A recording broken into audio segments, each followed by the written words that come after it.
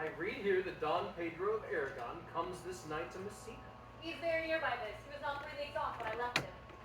Tell me, how many gentlemen have you lost in this action? Both few of any sort, and none of name. A victory is twice itself when the achiever brings home 4 members. I find here that Don Pedro hath bestowed much honor on a young Florentine called Claudio. Much deserved on his part, equally as remembered by Don Pedro. He has bored himself beyond the promise of his age, doing in the figure of a lamb the feats of a lion. He hath indeed bettered expectations than you must expect of me to tell you how, in great measure. I pray you, is Senior Montanto returned from the wars or no? I know none of that name, lady. There was none such in the army of any sort. Who is he that you ask for, niece? My cousin means Senior Benedict. Oh, he is returned, and as pleasant as ever he was. I pray you, how many have ye killed in each of these wars? But how many have ye killed? For indeed I promise to beat all of his killing. Faith, niece, you tax Signor Benedict too much. He will be meat with you, I have no doubt. He hath done good service, lady, in these wars. You had most musty victual, and yet hope to eat it. He's a very valiant, treacherous man, he hath an excellent stomach. And a good soldier too, lady. And a good soldier too, a lady, but what is he to a lord? A lord to a lord, a man to a man, stuffed with all honorable virtues. It is so indeed. He's no less than a stuffed man, but for the stuffing, well, we are all mortal. Sir, you must not mistake my niece. There's a merry war betwixt Signor Benedict and her. They never meet, but there's a skirmish of wit between them. Oh, lass, it is nothing by that. In our last conflict, 4 of his 5 wits went halting off, and now is the whole man governed with 1. But who is his companion now? He hath every month a new sworn brother. It's possible. Oh, very easily possible. He wears his figment at the fashion of his hat. It never changes for the next block. I see, lady. The gentleman is not in your books. No, indeed, were I earned my study. But I pray you, who is his companion? Is there no young squarer now that will make a voyage with him into the devil? He is most in the company of the right noble Claudio. Oh, Lord, he will hang upon him like a disease. He is sooner caught in the pestilence and the taker runs presently mad. God help the noble Claudio. If he had caught the Benedict, it would cost £1,000 ere he'd be cured. I will hold friends with you, lady. Do, good friend. You will never run mad, niece. Yep, not in a hot January. Don Pedro's approached. Good Signor Leonardo, you are come to meet your trouble. The fashion of the world is to avoid cost, and you encounter it. Never come trouble to my house in the likeness of your grace. Oh, you embrace your charge too willingly. I think this is your daughter. Her mother hath many times told me so. Were you in doubt, sir, that you asked her? Signor Benedict, no. You were but a child then. You have it full, Benedict. Truly, the lady fathers herself. Be happy, lady, for you are like an honorable father. If Signor Leonardo be her father, she would not have his head on her shoulders for all Messina, as like him as she is. I wonder that you will still be talking, Signor Benedict. Nobody marks you. What? My dear lady Disdain, are you yet living? Is it possible Disdain should die while she is such meat who defeated as Signor Benedict? Courtesy itself must convert to Disdain should you come in her presence. That is courtesy a turncoat, but it is certain I am loved of all ladies, only you excepted, and I would I could find in my heart I had not a hard heart, for truly I love none. A dear happiness to women. They would else have been troubled with a pernicious suitor. I thank God in my cold blood I'm under humor for that. I'd rather hear my dog bark at a crow than a man swear he loves me. God keep your ladyship still in that mind, so some gentleman or other shall scape a predestinate scratched face. Scratching would not make it worse, and for such a face as yours. Well, you are a rare parrot teacher. Oh, a bird of my tongue is better than a beast of yours. Would my horse have the speed of your tongue, and so good a continuer, but keep your way. In God's name, I have done. Oh, you always end with a jade's trick. I know you of old. Well, that is the sum of all, Leonardo. Signor Claudio, Signor Benedict, my dear friend Leonardo has invited you all.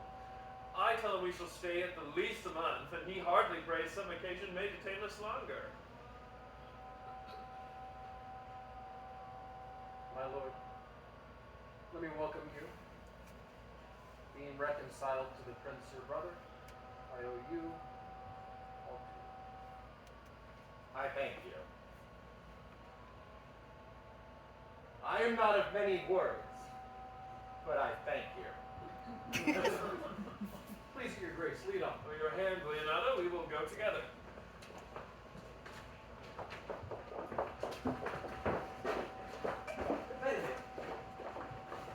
hope the daughter of Signor Leonato. I noted her not, but I looked on her. Is she not a modest young lady? Do you question me as an honest man should do for my simple true judgment? Or would you have me speak after my custom as being a professed tyrant to their sex? No, I pray thee speak in sober judgment. Why then in faith? You think she is too low for a high praise, too brown for a fair praise, and too little for a great praise?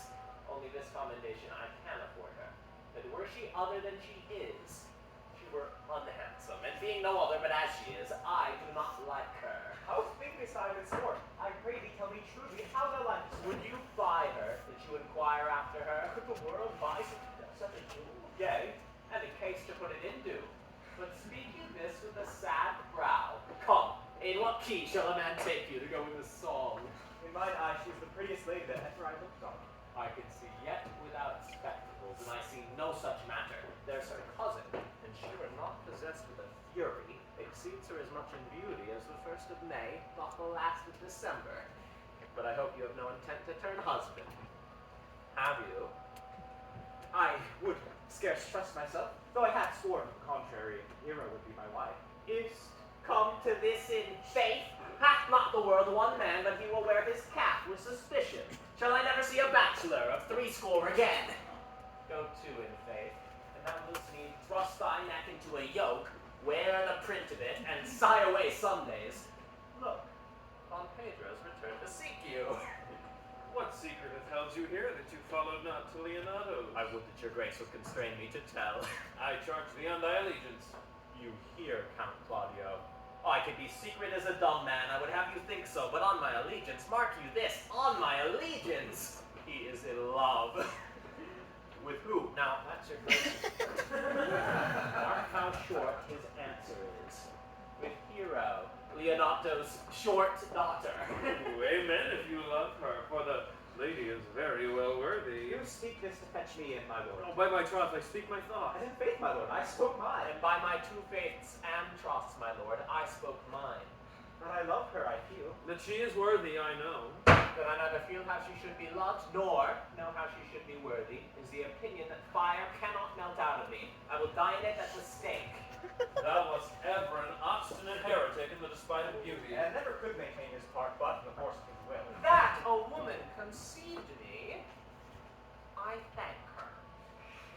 That she brought me up, I likewise give her humble thanks. But that I will have a red sheet, winded in my forehead, or hang my bugle in an invisible baldric, all women shall pardon me, because I will not do them the wrong to mistrust any.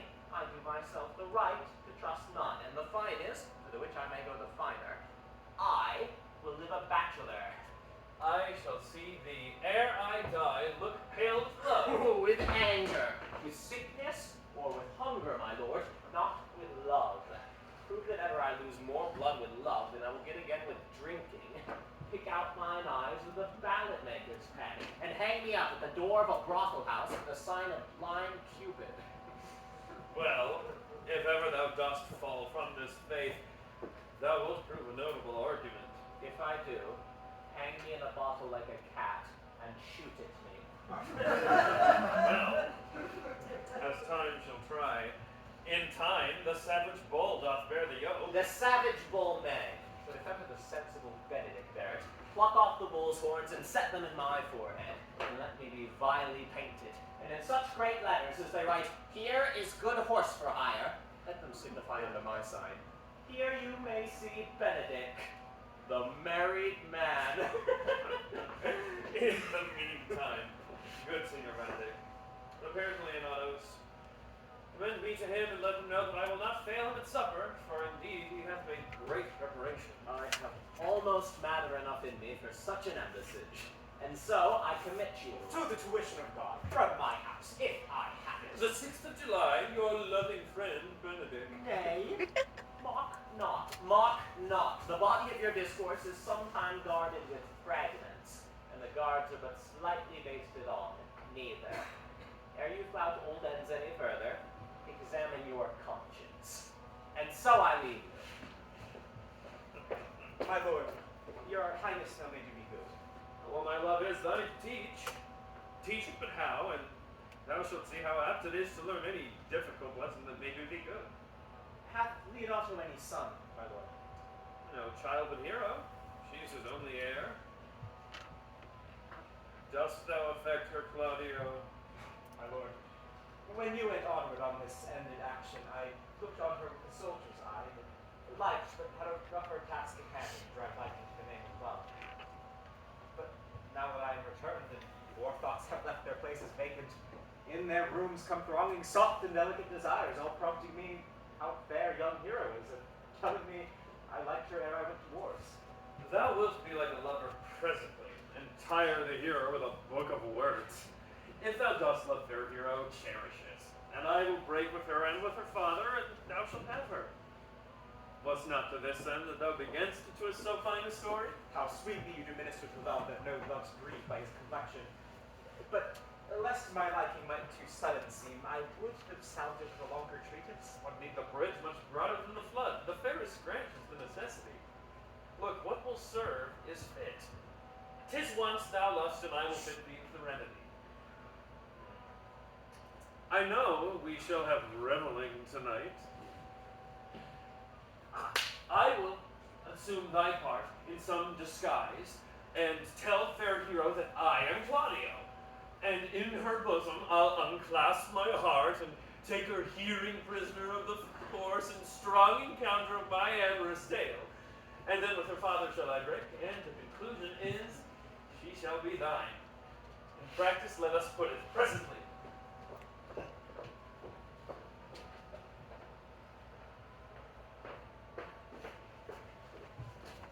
How now, sister? Where is my cousin, your son? Hath he provided the music? He is very busy about it. But brother, I have strange news that you yet dreamt not of. Are they good? As the event stamps them. But they have good cover, they show well outward. The prince and Count Claudio walking in a ditch-bleach alley in my orchard was thus much overheard. The prince discovered to Claudio that he loved my niece, your daughter, and that he meant to acknowledge it this night in a dance. And if he found her accordant, he meant to take the present time by the top and instantly break with it of you. We will hold it as a dream till it appear. But I will acquaint my daughter with all, that she may be better prepared for an answer. If peradventure this be true, go you and tell her. Cousins, you know what you have to do. Sister, go you with me. I need your skill. Cousins, have care of this busy time.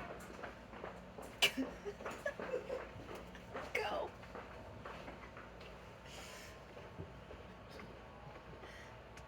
What's good here, my lord?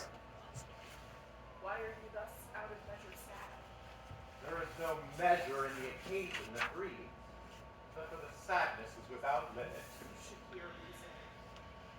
And when I have heard it, what blessings brings it? If not a present remedy, at least a patient sufferance. I wonder that thou goest about to apply immoral medicine to a mortifying mischief. I cannot hide what I am! I must be sad when I have cause, and smile at no man's jests. Eat when I have stomach, and wait for no man's leisure. Sleep when I am drowsy, and tend on no man's business. Laugh when I am merry, and claw no man in his humor. Yea. But you must not make full show of this, till you may do it without control. You have of late stood out against your brother, and he hath taken newly into his grace, where it is impossible you should take a true root, but by the fair weather you made yourself. I had rather be a canker in a hedge than a rose in his grace. It better fits my blood to be disdained of all than to fashion a carriage to rob love from any. In this, though, I cannot be said to be a flattering, honest man. It must not be denied, but I'm a plain-dealing villain. I am trusted with a muzzle, and enfranchised with a clog. Therefore I have decreed not to sing in my cage. If I had my mouth, I would bite! If I had my liberty, I would do my liking. In the meantime, let me be be that I am, and seek not to alter me. Can you make no use of your discontent? I make all use of it, for I use it only. Who comes here? What news, Baraccio? I came yonder from a great supper. The prince, your brother, is royally entertained by Leonato, and I can give you intelligence of an intended marriage. Will it serve for any model to build mischief on? What is he for a fool that betroths himself to unquietness? Marry? It is your brother's right hand. Who? The most exquisite Claudio. Even he. A proper squire. And to which way looks he? Marry on Hero, the daughter and heir of Leonato. Very forward march, chick. How came you to this? Heard it agreed upon that the prince should woo Hero for himself, and having retained her, give her to Count Claudio. Come. Come. Let us thither. This may prove food to my displeasure. That young startup hath all the glory of my overthrow. If I can cross him any way, I bless myself every way. You are both sure and will assist me? To the death, my lord. Let us to the great supper. Their cheer is the greater that I am subdued. Were the cook were of my mind. Shall we go and prove what's to be done? We'll wait upon your lordship.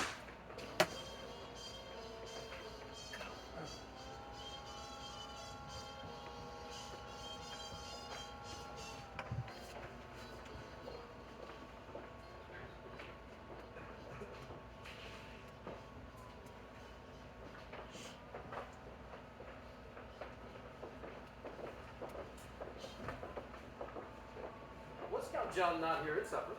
I saw him not. How tartly the gentleman looks. I never can see him. I am heartburned an hour after. He is of a very melancholy disposition. You were an excellent man, or made just in the midway between he and Signor Benedict. The one is splendid, says nothing. The other, too like my lady's eldest son, ever more tattling. So, half Signor Benedict's tongue in Count John's mouth, and half Count John's melancholy in Signor Benedict's face. With a good leg and a good foot, uncle.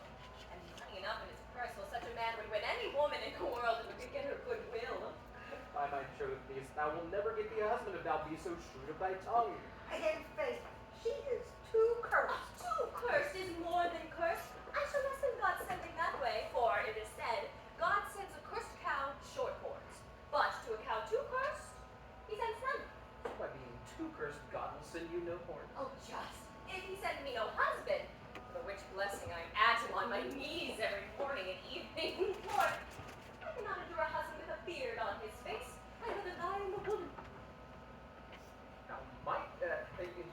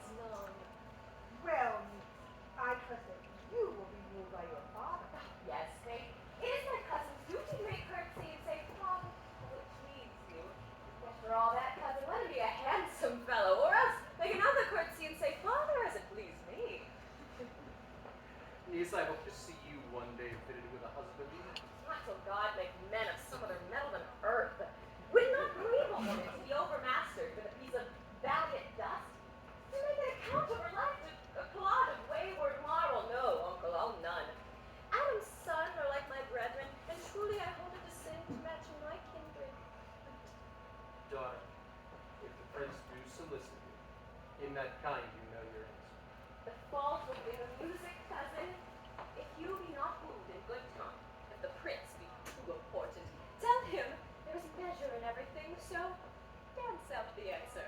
For hear me, hero, wooing, wedding, and repenting is as a Scotch jig, a measure, and a syncopace. The first suit is hot and hasty and a Scotch pig and full as fantastical. The wedding, mannerly, modest as a measure, full of state ancient. Then comes repentance, with its bad legs, falls into syncopace faster and faster till he sink into his grave. Cousin, you apprehend passing shrewd there. Oh, I have a good eye, uncle. I can see a church by daylight. The revelers are entering! Lady, will you walk about with your friend? So you walk softly, look sweetly, and say nothing. I am yours for the walk, especially when I walk away.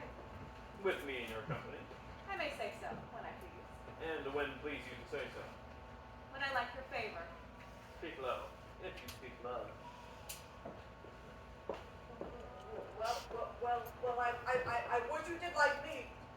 So would not I, for your own sake, for I have many ill qualities. Which is one. I say my prayers aloud. I love you the better. The hearers may cry amen. God grant you the good dancer. Amen? And God, you matter my sight when the dance is done. Answer, clerk. No more words, the clerk is answered. Oh, I know you well enough. You are Signora Antonia. At a word, I am not. I know you by the waggling of your head. To tell true, I counterfeit her. You could never do her so ill will unless you were the very woman.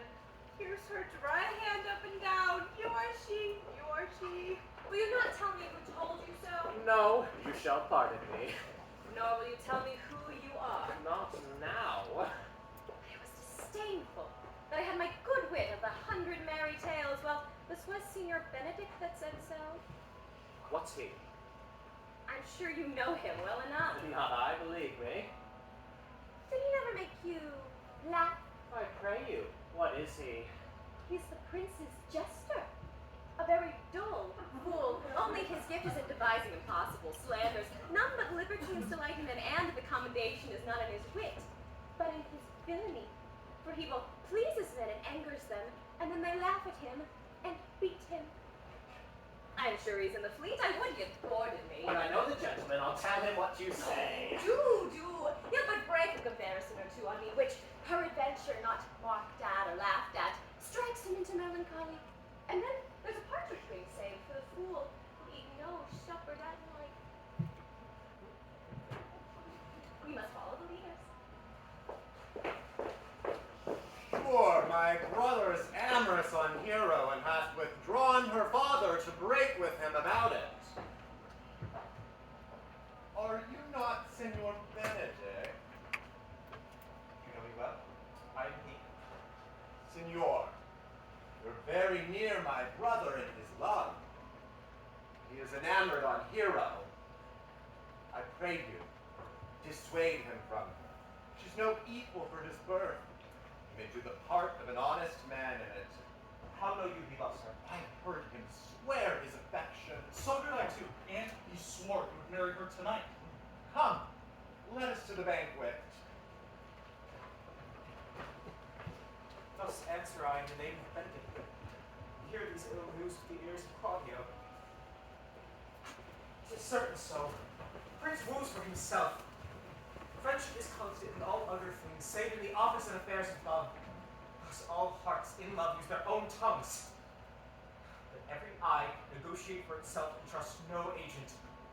For beauty is a witch, against whose charmed faith melted into blood. This is an accident of hourly proof which I mistrusted not. Farewell, therefore, hero. Count Claudio! Name the same. Go. Will you go with me? Whither? Even to the next willow, about your own business, Count. In what fashion will you wear the garden dove? About your neck, like a usurer's chain. Or under your arm, like a lieutenant's scarf. You must wear it one way, for the prince hath got your hero. I wish him joy of her. Why?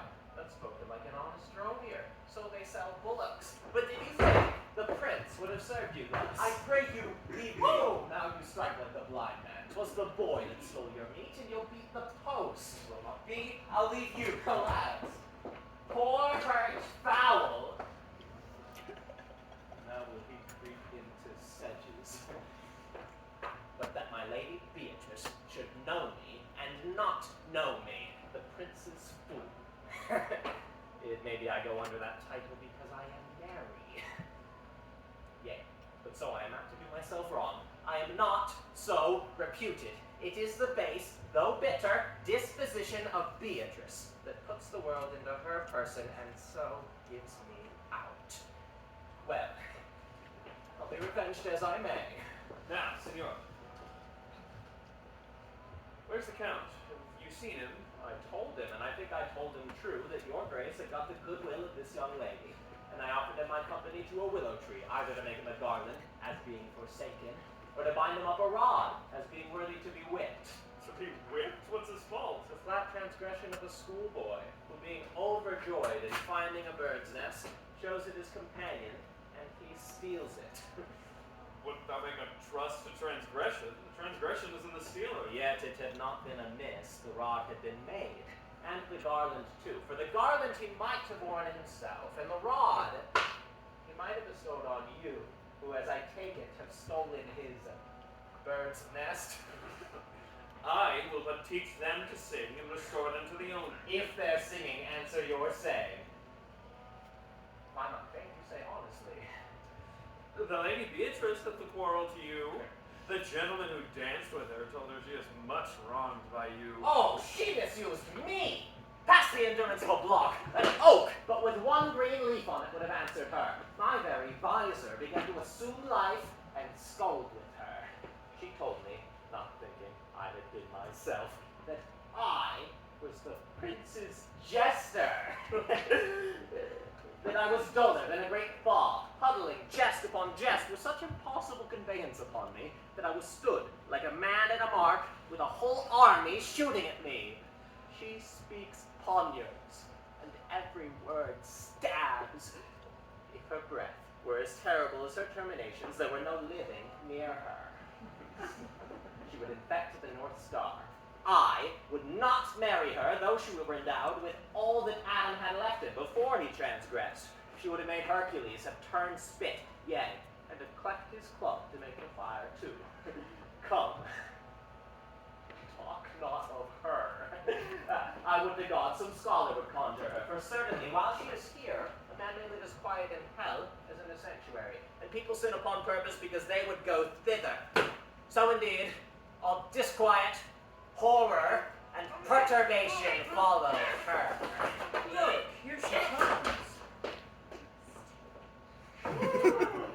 Will your grace command me any service to the world's end? I will go on the slightest errand now to the Antipodes that you can devise to send me on. Fetch you a toothpicker now from the furthest inch of Asia. Bring me the length of Prester John's foot. Fetch you a hair off the great Cam's beard. Do any opposite to the pygmies rather than hold 3 words conference with this heartbeat. You have no employment for me? None but to desire your good company. Oh God, sir. Here's a dish I love not. I cannot endure my lady tongue. Oh, come, lady, come. You have lost the heart of Signor Benedict. Oh, indeed, my lord. He lent it me a while, and I gave him use for it. A double heart for a single one. Married once before, he wanted of me with false eyes. Therefore, your grace may well say I have lost it. You have put him down, lady. You have put him down. I would not he should do me, my lord, lest I prove the mother of fools. I have brought Count Claudio, whom you sent me to seek. Why, how now, Count? Wherefore are you sad? Not sad, my lord. How then, sick? Neither, my lord. The Count is neither sad nor sick, nor merry nor well, but civil, Count. Civil as an orange, and something of that jealous complexion. In faith, lady, I think your blazon to be true. Though, if he be so, his conceit is false. Here, Claudio, I have wooed in thy name, and fair hero is won. I broke with her father, his goodwill obtained. Name the day of marriage, and God give thee joy. Count, take of me my daughter. and with her my fortunes. His grace hath made the match. All grace saying Speak, Count Dizerkew. Silence is the perfectest herald of joy. Were I but little happy, I could say how much. Lady, as you are mine, I am yours. I give myself away to you in dirt upon the exchange. Oh, speak, cousin! Or you cannot stop his mouth with a kiss and let not him speak neither. In faith, lady, you have a merry heart. Yea, my lord. I think it's poor fool to keep me on the windy side of care. Oh, my cousin tells me in his ear that he is in her heart. And so she doth, cousin. Good Lord for alliance. Thus goes everyone to the world but I am sunburnt. I may sit in a corner and cry, oh, for a husband. Lady Beatrice, I will get you one. I'd rather have one of your father's getting. Have your grace never a brother like you? Your father got excellent husbands if a maid could come by them. Would you have me, lady?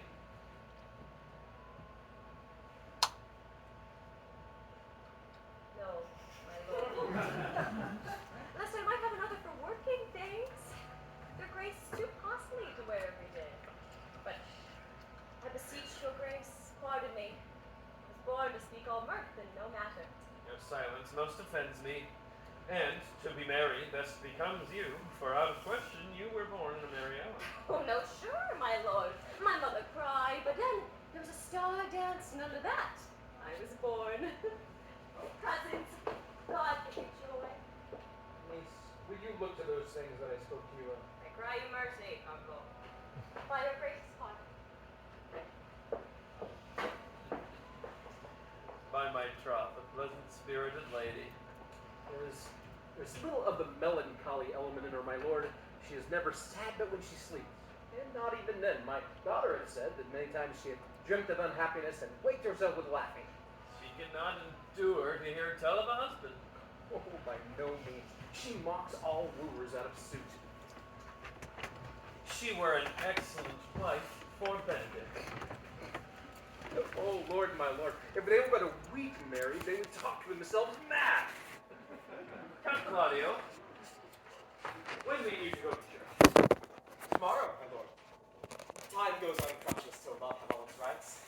Not till Monday, my dear son. And a time too soon to have all things answered in mind. Oh, come, you shake your head at so long a breathing, but I warn thee, Claudio, the time will not go dully by us. I will, in the interim, undertake one of Hercules' labors, which is to bring Signor Benedict and the Lady Beatrice into a mountain of affection, the one for the other.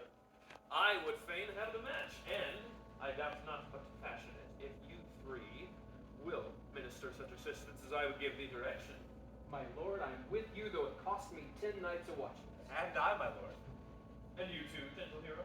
I would do any modest office, my lord, to help my cousin to a good husband. And Benedict is not the unhopefulest husband I know.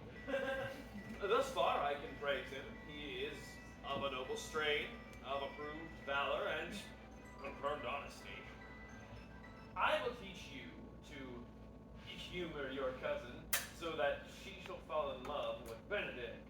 And I, with your two helps, will so practice on Benedict so that in despite of his quick wit and his queasy stomach, he shall fall in love with Beatrice. If we can do this, Cupid is no longer an archer. His glory shall be ours, for we are the only love gods. Go in with me, and I will tell you my drift.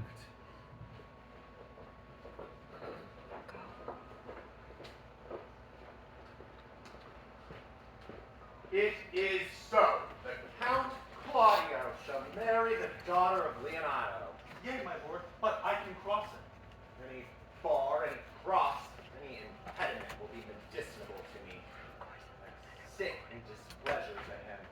Whatsoever comes athwart his affection ranges evenly with mine. How canst thou cross this marriage? Not honestly, my lord, but so covertly that no dishonesty shall appear in it. Show me briefly how. I think I told your lordship a year since how much I am in the favor of Margaret, the waiting gentlewoman hero.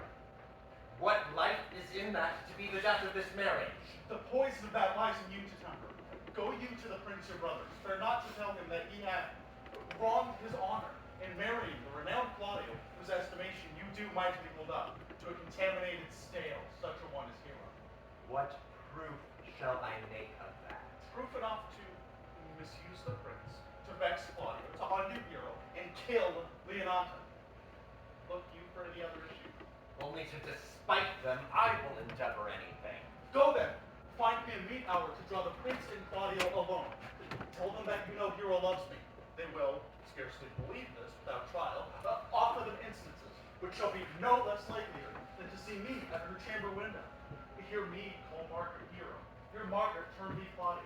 And bring them to see this the very night before the intended wedding.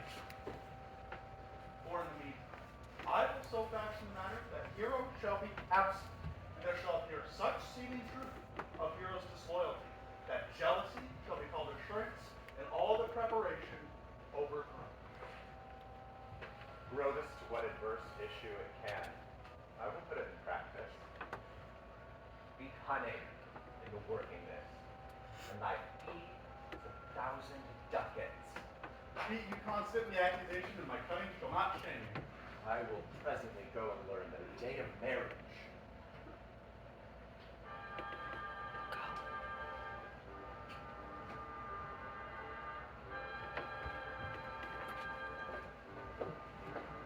Boy? See Lewis? In my chamber window lies a book. Bring it hither to me in the orchard. But I am already here, Senor. I know that, but I would have your hands sit through again.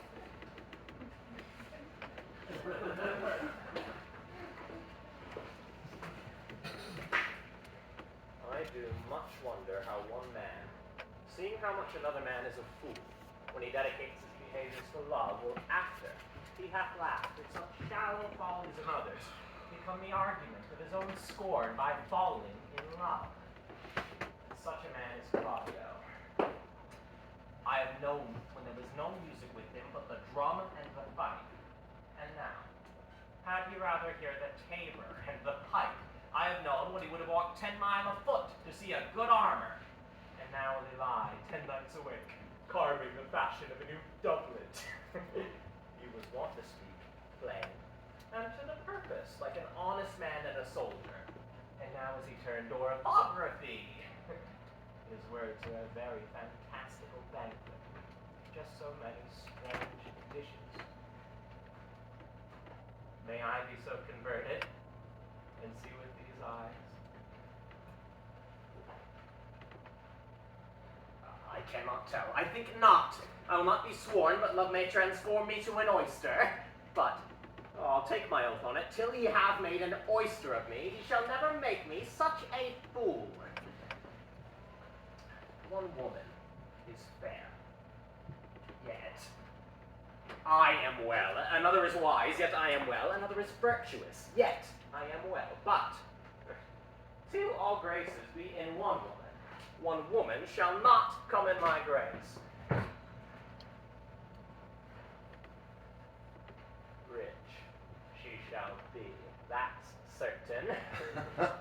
Wise, or I'll not. Virtuous, or I'll never cheapen her. Fair, or I'll never look on her. Wild, or come not near me. Noble, or not I for an angel. Of good discourse, an excellent musician, and her hair shall be... Of what color it please God? The prince and Monsieur Love. I will hide me in the arbor. Come, shall we hear this music? Yea, my lord. How still the evening is, as hushed on purpose to grace harmony. See where Benedict had hid himself. Aye, very well, my lord. Come, Balthazar, we'll hear that song again. Oh, good, my lord.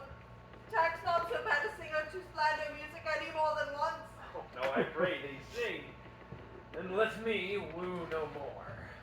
Because you talk of wooing, I will sing. Now, divine air, Now is his soul ravished? Is it not strange how ships' guts should hail souls out of men's bodies? Sigh no more, ladies, sigh no more. That would deceive us ever. One put in sea and one on shore, to one big constant never. Inside or seven, let them go and be you blind and body, converting all to a naughty body. Sing never, kitties, sing never. Up the dawn and heavy, the blood of man was in ourselves, and some of man was living. Inside of seven, let them go and be you blind and body, converting all yourselves of world into a naughty.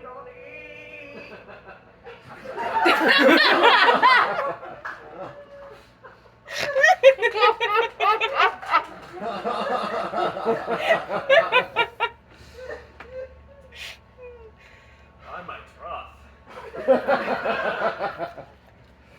A good song.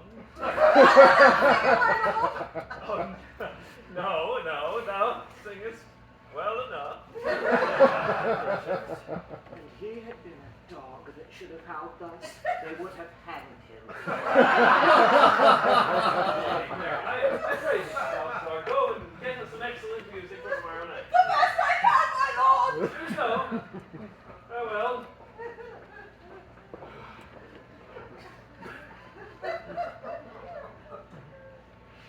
Come hither, Leonardo. What was it that you told me of today, that your niece Beatrice was in love with Signor Benedict? Oh, I? Stop on, for foul sakes. I did never think that lady would have loved any man. No, nor I neither, but most wonderful that she should dote on Signor Benedict, whom she hath in all outward behaviors ever seemed to abhor. It's possible. Sits the wind in that corner. My lord, I cannot tell what to think, but that she loves him with an enraged affection. It is beyond the infinite of thought. Maybe she doth but counterfeit. Faith, like it not. Counterfeit? There was never counterfeit of passion that comes so near the life of passion as she discovers it. Why? What effects of passion shows she? Faithful show this visual light. What effects, my lord? She will sit. You.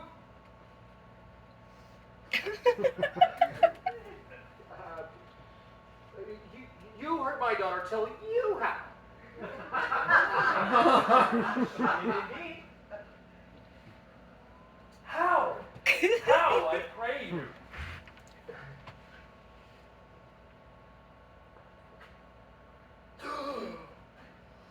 You amaze me. I would have thought her spirit had been invincible against all assaults of affection. I should think this a gull, but that the white-bearded fellow speaks it. Knavery cannot, sure, hide itself in such reverence. She obtained the infection, hold it up. Hath she made her affection known to Benedict?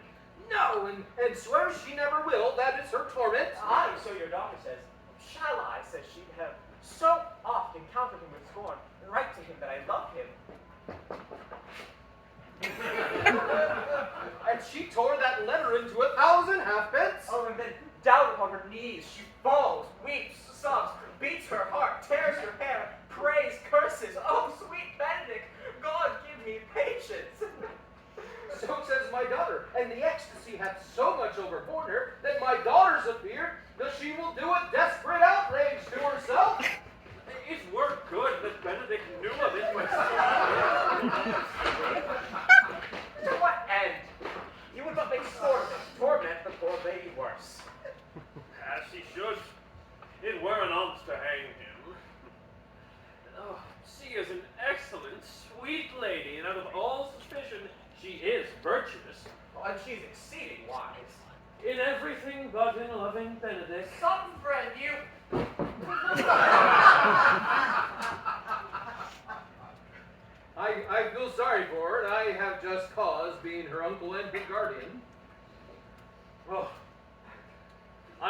bestowed this dotage on me. I would have dapped all other respects and made her half of myself. I pray you, tell Benedict of it and hear what he will say. You think it were written? Surely she will die. For she will die if you love her not.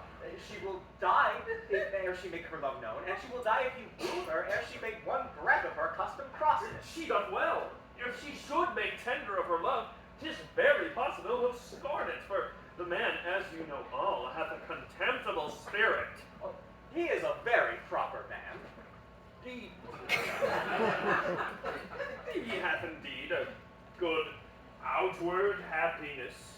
For God, and in my mind very wise. He doth indeed show some sparks that are like wit. And I take him to be valiant. Well, I am sorry for your niece.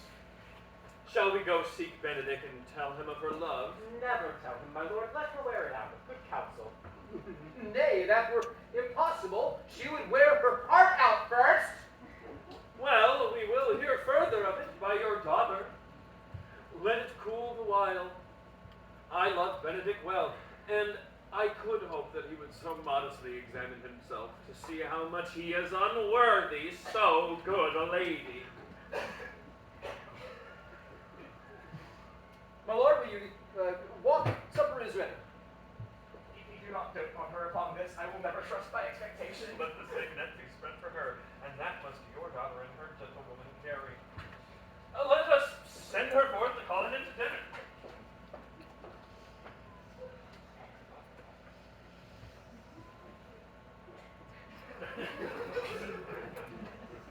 This can be no trick.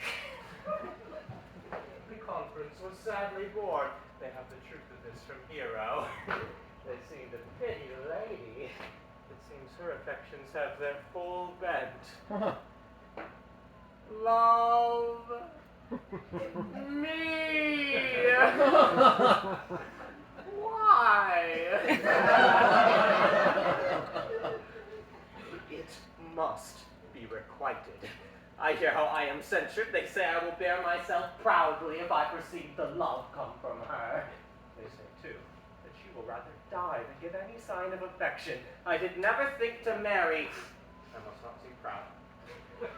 Here they hear in attractions and can put them to mending. They say the lady is fair. 'Tis a truth, I can bear them witness, and virtuous. 'Tis so, I cannot reprove it, and wise. But for loving me, by my troth, it is no addition to her wit, nor no great argument of her folly, for I will be horribly in love with her!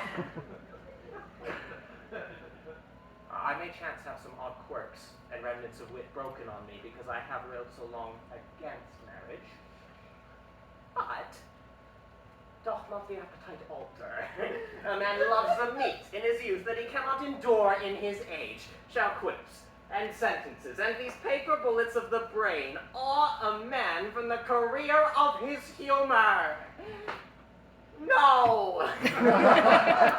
The world must be peopled. When I said I should die a bachelor, I did not think I should live till I were married. Here comes Beatrice. By this day she is a fair lady.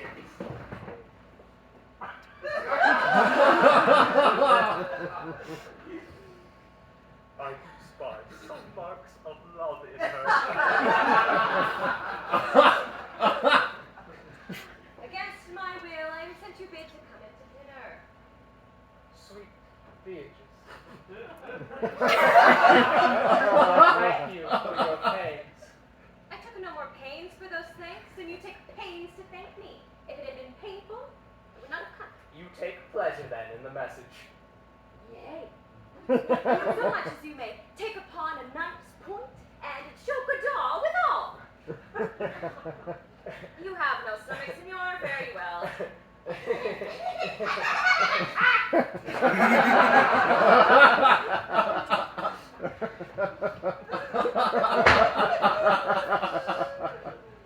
Against my will, I am sent to bid you come in to dinner.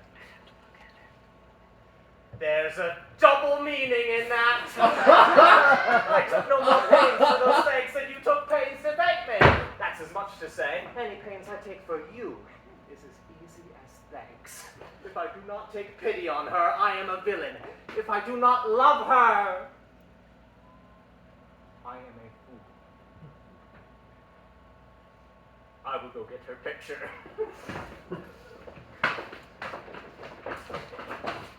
Good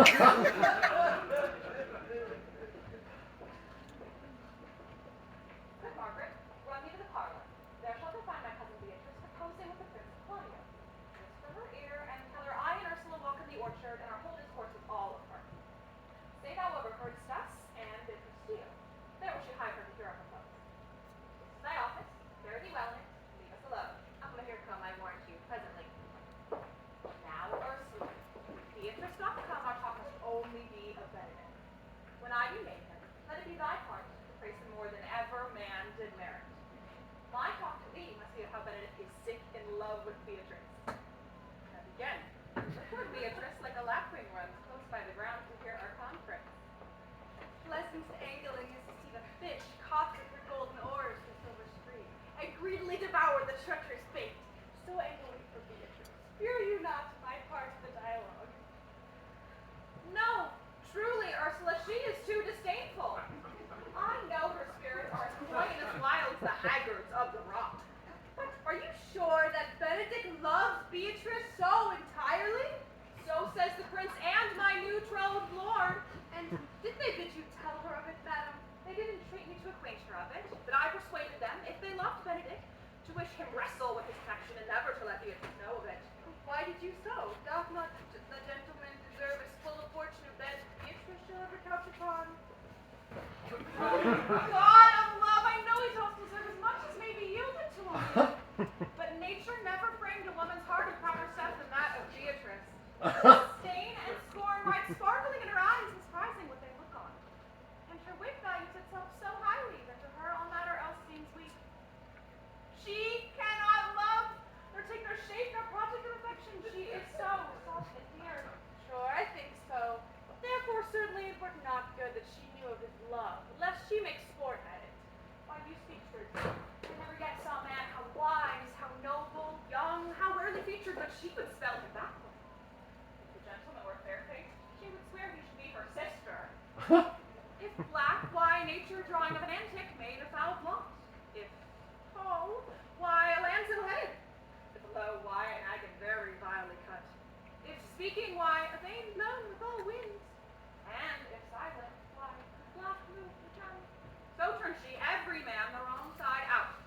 Sure, such carping is not commendable. Carping! No. Not to be so odd and from all fashions as Beatrice's cannot be commendable. But who dare tell her so? If I were to speak, she would mock me into air. Oh, she would laugh me out of myself, press me to death with her wit. Therefore, let Benedict let covered fires consume away in sighs, waste inwardly. Were a better death than to die by mock. To satisfy my feelings. And yet, tell her of it. Hear what she will say. No. Rather, I will go to Benedict and counsel him to fight against his passions. And, indeed, I'll devise some honest slanders to stain my cousin with. One doth not know how much an ill word may poison liking. Do not to your cousin such a wrong. She cannot be so much without true judgment, having so swift and excellent a wit as she is pressed to have, as to refuse so rare a gentleman as Signor Benedict. He has an excellent good name. He did earn it ere he had it. When are you married, madam? Why, every day tomorrow. Come, go in. I'll show thee some attires and have thy counsel which is the best to furnish me tomorrow. She is live as I warned you. We have caught her, madam. If it be so, loving goes by halves. Some Cupid kills with arrows, some with traps.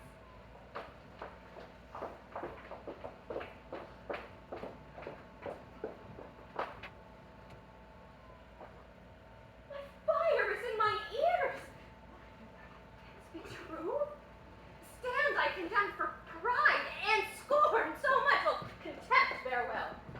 Maiden pride in you. No glory lives behind the back of such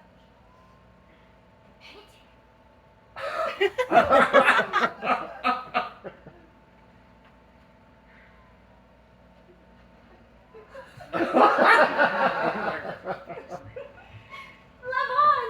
I've overquite thee, taming my wild heart with thy loving hand. If thou dost love, my kindness shall incite thee to bind our love up in a holy band. Rather say thou dost deserve, and I believe it. Better than reportingly.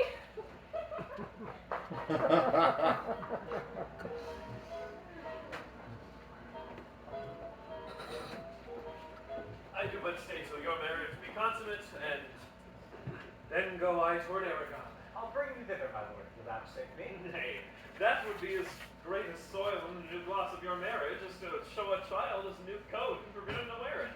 No, I will only be bold with Benedict for his company. For from the crown of his head to the sole of his foot, he is all mirth. He hath a heart as sound as a bell, and his tongue as a clapper. For what his heart thinks, his tongue speaks. Gallants, I am not as I have been. So to say, methinks it was sadder. I hope he be in love. There be no true drop of blood in him to truly be touched with love. If he be sad, he wants money. I have the toothache. Hang it. You must hang it first and then draw it afterwards. Well, anyone can master a grief, but he that has it, say I, he is in love. Hath any man seen him at the barber's? No, but the barber's man hath been seen wicked. Indeed, he looks much younger than he did by the loss of a beard. Yea, or to paint himself. For the which I hear what they say of him. Nay, but his jesting spirit. Indeed, that tells a heavy tale for him. Conclude, he is in love. Nay, but I know who loves him. Oh, that's what I know too. I warrant one that knows him not. Yes, and his ill effects, and in spite of all, dies for him. She will be buried with her face upwards. Yet is this no charm for the toothache. Old Signor, walk aside with me. I have studied 8 or 9 wise words to speak to you, which these hobby horses must not hear.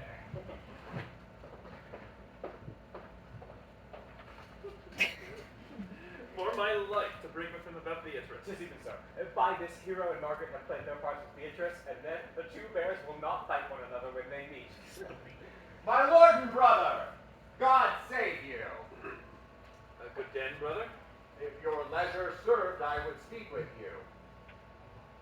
In private. If it please you, yet Count Claudio may hear, for what I would speak of concerns him. What's the matter? Means your lordship to be married tomorrow. You know he does. I know not that when he knows what I know. If there be any impediment, I pray you discover it. You may think that I love you not. Let that hear it hereafter, and aim better at me by that I now will manifest. For my brother, I think he holds you well, and in dearness of heart hath hoped to effect your ensuing marriage. Surely suit ill spent and labor ill bestowed. Why? What's the matter? I came hither to tell you, and circumstances shortened, for she has been too long a-talking of. The lady is disloyal. Who? Hero. Even she. Leonato's hero. Your hero. Every man's hero. Disloyal. The word's too good to paint out her wickedness. I could say she were worse. Think you of a worse title, and I will fit her to it. Wonder not till further warrant. Go but with me tonight. You shall see her chamber window entered, even the night before her wedding day. If you love her then, tomorrow wed her. It would better fit your honor, to change your mind. May this be so? I will not think it. And if you dare not trust that you see, confess not that you know. If you will follow me, I will show you enough. And when you have heard more and seen more, proceed accordingly. If I see anything tonight why I should not marry her tomorrow, there in the congregation where we should wed, there will I shame her. And as I wooed for thee to obtain her, I will join thee in disgracing her. I will spare her no farther, till you are my witnesses. Bear it coldly, but till midnight, and let the issue show itself. Oh, day untowardly turned. Mischief strangely thwarting. Oh, plague right well prevented! So will you say